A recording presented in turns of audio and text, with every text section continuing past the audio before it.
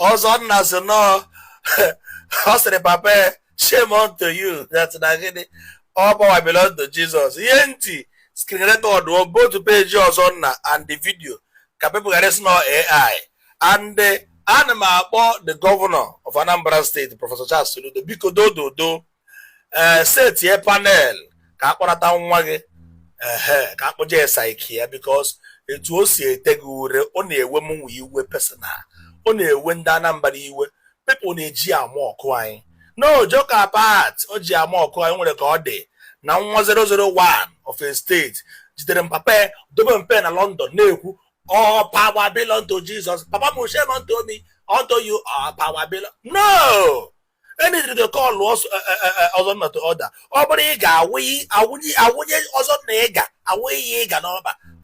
A chain go there, Tigody Ozonna correctional center, no, they take Papa, not just Papa, in fact, Papa. Obodo mpe go dey do o dey tender number ure because other state Nigeria more quiet and 1001. Hey, Ozonna because do because mere na anya ebere.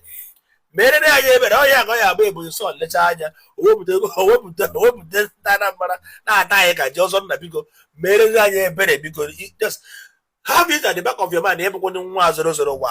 And onye nna na ndị ekwesịghị iji ọkụ mmụọ mere ndị Anambra ebere toni Ozonna biko Soludo ka ọ dị nwa ga-achị ya nụọ na ko I don't want to believe na ị na-achụ ndị native doctor a na-eme assemblies of juju n'isi nwa gị no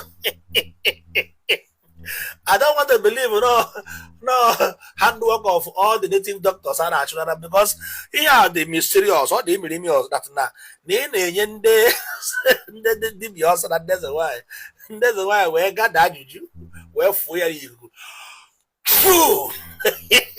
we ọzọ papa gị na-achụ anyị bido n'ugbu a wee ruo mgbe mpa gị ga-achịcha wee rituo anyị ama ekwe ka izuru ike anyị na-akụpụ uche gị na amamihe ị ga na-ete mpa gị ure bido n'ugbu a ruo mgbe ebighị ebi ọzọ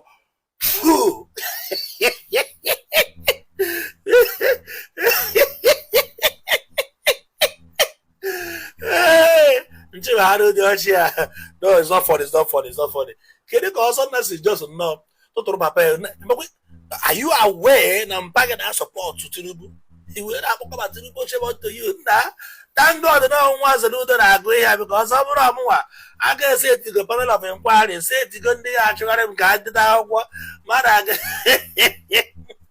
ka ọ bụ dị nwa gọvanọ na-eme ọ ka m ji wee skiri rekọdụ otu peji Ozonna and verify page na ihe niile achọghị m ịkọtụ ya kọtụ ka a maa na Ozonna posturu ebe ahụ nse agara ehuwere oyiri akwa obi anọ ee Ozonna biko mere ndị Anambra ebere doni Anambra bụkwara 001 n'Igbo mana ka etu isi were onwe gị nye obi ajụrụ ajụ nye nya reprobate mind hey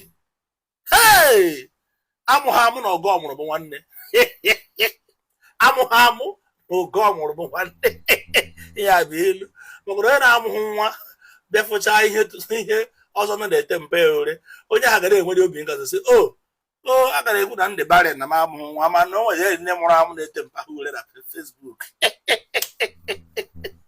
a na-agwọ n'isi Ozonna ka isi eru ala Ozonna na-amanye isi n'ọhịa ọzọ biko zieni donu mere ndị Anambra ebere biko zieni if not for anything ma gwa na Anambra ka esi nwe highest billionaire na ala Igbo mana n'ihe ị na-eme mpa gị no ọ dịrọ mma Soludo need to call you to order mee gị invite si nwere okechọ na na-eme Anambra sị bata ntụ achịrị ị gacha ego na ọba achakụrụ m ebe ahụ etiri akwa ọkọ tiwara aka na correctional center because no mpa gị etiri ndị dibịa n'ime prison chere omechago ihe na ya eme ya ndị dibịa nọ n'ime prison wee mana ihe mmadụ riri eri ya ọgwụ adara ada dị mmadụ n'ime ha nọ n'ime na-eme incantation n'ime prison etiri ha na-eme incantation n'afọ ya n'isi Ozonna n'ime abalị by 12 o'clock ọzọ mpa gị na-eme anyị taatị anyị na-afọ ike gị n'ihu ị ga-etegide mpa gị ure ruo mgbe ọchịchara ọchịchịrị tuo afọ talking as now shame on Tony. Because you got that Sunday. I'm going to